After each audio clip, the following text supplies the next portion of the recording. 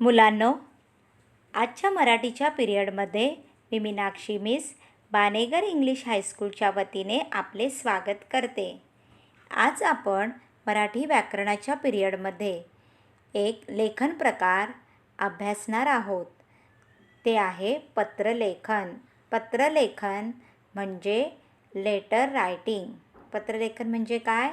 Letter writing. मुलांना तुम्हाला माहिती आहे का की पत्रलेखन करणे ही एक कला आहे, एक आर्ट है. हां, ज्यावेळी फ़ोन मोबाइल नव्हते त्यावेळी हम लोग अपने रिलेटिव्स को जो भी कहना है वो पत्र के माध्यम से ही कहते थे. बराबर आहे ना?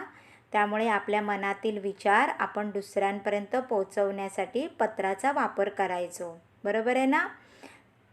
तर हे पत्र कसे लिहायचे असते ते आपल्याला आलं पाहिजे, म्हणून आपण पत्रलेखन शिकणार आहोत. या पत्रलेखनाचे 2 प्रकार आहेत. किती प्रकार आहेत? 2 प्रकार आहेत.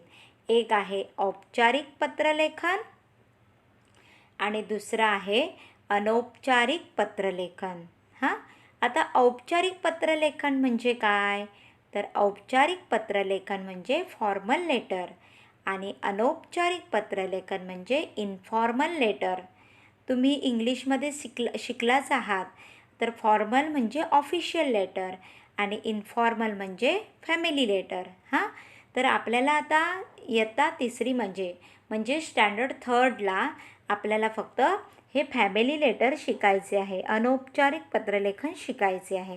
त्यामुळे आपण फक्त याचा विचार करूया. इसके बारे में ही सोचते हैं. तो किसको किसको लिखते हम लोग ये पत्र? देखो, तो ये जो अनौपचारिक पत्र है वो है कौटुंबिक घरगुती पत्र. कौटुंबिक मतलब फैमिली लेटर. किसको लिखते हैं? आई बाबा को लिखते हैं, मामा मामी को लिखते हैं, काका काकी को, भाऊ बहीण, भाऊ म्हणजे भाई बहन, मित्र मैत्रीण, अपने मित्र और सहेली आणि इतर नातेवाईक और बाकी सारे नातेवाईक रिलेटिव्स, इनको जो हम लोग पत्र लिखते हैं उसको कहते हैं अनौपचारिक पत्र. आ रही बात समझ में? आगे देखते हैं. तो ये जो अनौपचारिक पत्र है ना, उसकी शुरुआत डिपेंड रहती है कि हम लोग किसको पत्र लिख रहे हैं. हम लोग जो पत्र लिखते हैं उसके जैसे मतलब पत्र किसको लिख रहे हैं इसके ऊपर डिपेंड रहता है उसकी शुरुआत. तो अब हम लोग उसके बारे में देखते हैं. देखो, संबोधन, अभिवादन, नमस्कार.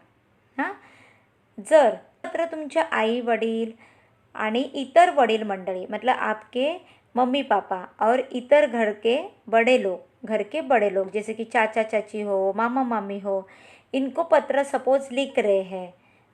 तो आपको शुरुआत में लिखना है. सपोज आप लोग अपने आई को पत्र लिख रहे हैं तो तीर्थरूप आईस शीर साष्टांग नमस्कार विनंती विशेष ऐसा लिखना है. यहाँ पर बीच में तीर्थरूप के बाद आई लिखना है. तीर्थरूप आईस शीर साष्टांग नमस्कार विनंती विशेष. तो तीर्थरूप का ती लिखा, शीर का शी लिखा, साष्टांग का सा लिखा और नमस्कार का न लिखा. ऐसा शॉर्ट में लिखा तो भी चलेगा. मतलब ती शी सा न. अपने मम्मी पापा को पत्र लिखते समय शुरुआत में ऐसा लिखते हैं. सपोज आप लोग आपके छोटे लहान भाऊ बहन, आपके छोटे भाई बहन को पत्र लिख रहे हैं तो शुरुआत कैसी होती है? चिरंजीव, उसका नाम यहाँ पर सपोज आपके छोटे भाई का नाम चिरंजीव आसिफ है तो चिरंजीव नहीं लिखा या प्रिय लिखा. प्रिय मतलब अपने को प्यारा रहता है ना छोटा भाई अपना, तो प्रिय लिखते हैं. प्रिय आसिफ, अनेक आशीर्वाद. देखो यहाँ पर बच्चों, ये आपसे छोटा है, ये भाई या बहन जो भी है वो आपसे छोटी है, इसके लिए उसको आशीर्वाद देने हैं, नमस्कार नहीं करना है. बड़ों को साष्टांग नमस्कार, छोटों को आशीर्वाद. और तुम्ही जर पत्र मित्र आणि मैत्रीण ह्यांना लिहित आहात आपके मित्र या सहेली को पत्र लिख रहे हैं तो प्रिय मित्र या प्रिय मैत्रीण, उसका नाम आगे लिखना है सप्रेम नमस्कार।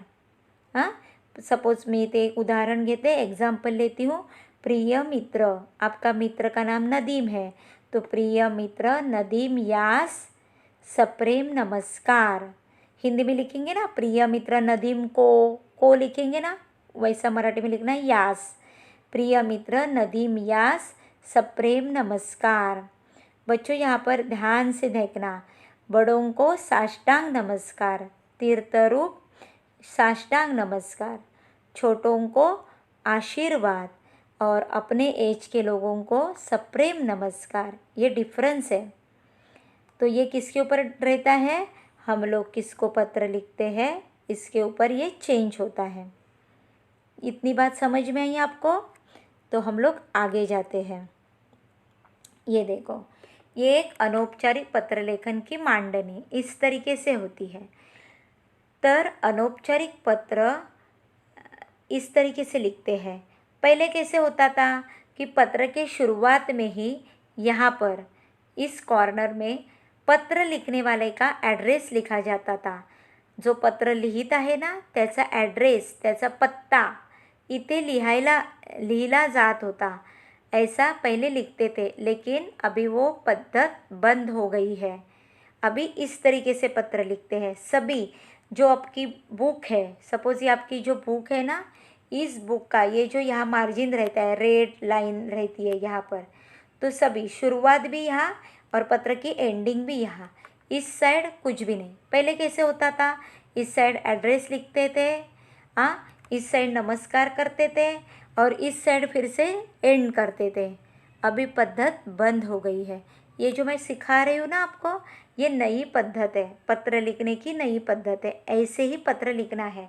आप 10th तक भी आगे जाके हर साल आपको ऐसे ही पत्र लिखना है। हाँ, देखो, मग पत्राच्या सुरुवातीला काय लिहायचं, जो आपकी यहाँ पर पिंक लाइन रहती है ना, रेड लाइन आपकी मार्जिन की, आपके बुक के मार्जिन की लाइन रहती है ना, उसको पकड़कर आपको लिखना है शुरुआत में दिनांक। क्या लिखना है, दिनांक, डेट लिखनी है। उसके बाद प्रिय, आपका मित्र है, सपोज मैं एग्जांपल ले रही हूँ, मित्र को पत्र लिख रहे हैं तो प्रिय मित्र, उसका नाम सपोज नदीम है तो प्रिय मित्र नदीम यास सप्रेम नमस्कार, नमस्कार करना है। हाँ, उसके बाद यहाँ पर मजकूर लिखना है। मजकूर म्हणजे मैटर, आपने पत्र क्यों लिखा है, किस कारण लिखा है, वो रीज़न यहाँ पर लिखना है। हाँ, यहाँ पर बीच में। उसके बाद पत्र की एंडिंग फिर से इसी साइड करनी है। तुझा तुझी म्हणजे तुझा मित्र, आप अगर मैत्रीण को लिख रहे हैं तो तुझी मैत्रीण, अ ब क लिखा है यहाँ पर। आप आपका नाम यहाँ पर लिख सकते हैं। सपोज आपका नाम सपोज सलीम है तो तुझा मित्र सलीम। नंतर यहाँ पर पत्ता लिहायचा, पत्ता म्हणजे ॲड्रेस, तुमचा पत्ता लिहायचा। हां, आणि इकडे भ्रमणध्वनी, भ्रमणध्वनी म्हणजे मोबाईल नंबर, आणि नंतर इकडे ईमेल आय डी लिहायचा। आता मुलांनो बघा, हा एक पत्ता, एक भ्रमणध्वनी, एक ईमेल आय डी असं तयार करून ठेवायचं।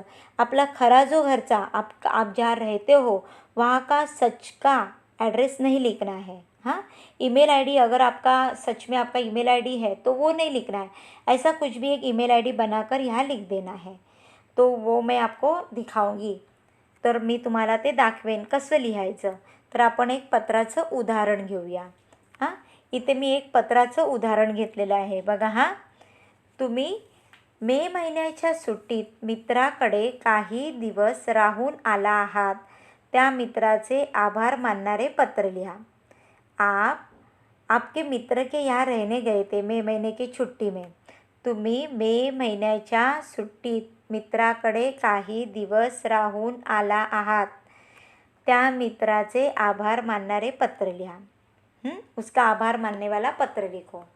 आप उसके घर रहने के लिए गए थे मई महीने की छुट्टी में, वहाँ से आप रिटर्न आए अभी अपने घर, तो अब उसका आभार मानने वाला पत्र लिखो। तो कैसा लिखना है देखते हैं। हाँ, दिनांक लिखनी है 22 अक्टूबर 2020।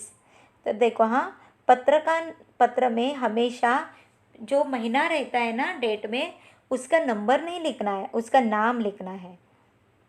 अभी अक्टूबर ये 10th नंबर का महीना है तो 22/10/20 ऐसा नहीं लिखना है, तो अक्टूबर का पूरा स्पेलिंग मराठी में लिखना है।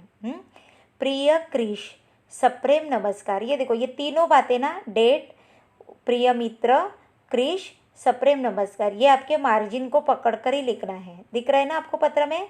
देखो मैंने कैसे मार्जिन को टच करके लिखा है। उसके बाद पॅरेग्राफ, तुझ्या गावाहून मी मुंबईला आलो, 5-6 दिवस झाले।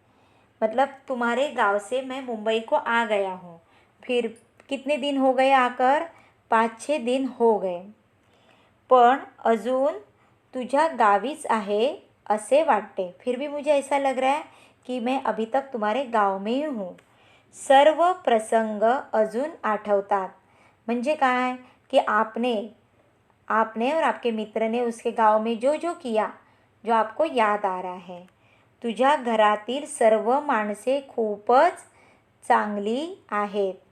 म्हणजे तुमच्या घरातील, तुम्हारे घर के सब लोग बहुत ही अच्छे हैं।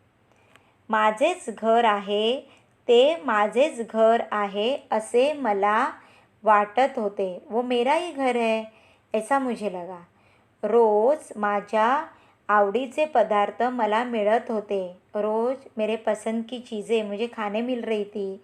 आपण डोंगरावर खूब भटकलो, मतलब हम लोग पहाड़ पर गए, वहाँ पर बहुत मज़ा किया। नदीत डुमलो, मतलब नदी में गए। वो आपका मित्र गांव में रहता है ऐसा लिखा है। तुझे मित्र ही खूपच चांगले आहेत, मतलब वहाँ पर उसके और भी दोस्त हैं ना, वो भी बहुत अच्छे हैं, ऐसा लिख सकते हैं। आता दिवाळीच्या सुट्टीत तू आमच्याकडे यायला हवे। तो अभी मैं मई महीने की छुट्टी में मैं तुम्हारे घर आया। अभी दिवाली की छुट्टी आने वाली है, तो दिवाळीच्या सुट्टीत तू माझ्या घरी यायला हवे। हाँ, ऐसा उसको हम लोग इन्विटेशन दे रहे हैं। तीर्थरूप काका काकोंना साष्टांग नमस्कार। अभी जो आपका मित्र है ना क्रिश, उसके मम्मी पापा भी रहेंगे, तो उसके मम्मी पापा आपके क्या हो गए? चाचा चाची होय की नाही? तर मराठीमध्ये म्हणायचं, तीर्थरूप काका काकूंना साष्टांग नमस्कार। बघा हाँ, मोठ्यांना साष्टांग नमस्कार, मैंने आपको पहले ही कहा। पत्र की एंडिंग इसी साइड करनी है, दिख रही है आपको? ये देखो, इसी साइड करनी है, मार्जिन के साइड ही। तुझा मित्र अरिन नेने, उसका नाम है 10 यशोदा कुंज, म्हणजे घराचा नंबर आहे, घराचं नाव आहे। वर्तक नगर, एरिया का नाम बोरिवली, मुंबई, उसके बाद पिन कोड। एवढा आपण पत्रात ॲड्रेस लिहायचा। नंतर एक ईमेल आय डी बनवून लिहायचा। मोबाईल नंबर नाही दिला तरी चालेल, ईमेल आय डी एक दिला तरी चालेल। बघा इथे मुलांनो, मी माझा खरा ईमेल, मतलब ऐसा अरिन नेने का सचमुच वाला ईमेल आय डी नहीं, तो ऐसा xyz@abc.com असा तुम्ही काय करायचा, एक ईमेल आय डी लिहायचा। आलं लक्षात तुमच्या? इथे बघा हा मुलांनो, मी तुम्हाला काय सांगितलं की पत्र, आता जी नवीन पद्धत आलेली आहे ती बघा, तुमचं हे जे पेज आहे तर या साईडला आपण काहीच लिहिलेलं नाही, दिसतंय का तुम्हाला? पत्राच्या सुरुवातीला पण काही नाही आणि एंडिंगला पण काही नाही। सुरुवात पण ह्याच साईडला आणि एंडिंग पण ह्याच साईडला, मतलब इसी साइड को, मार्जिन की साइड को शुरुआत भी करनी है, एंडिंग भी करनी है। आलं लक्षात तुमच्या? तर आता ह्या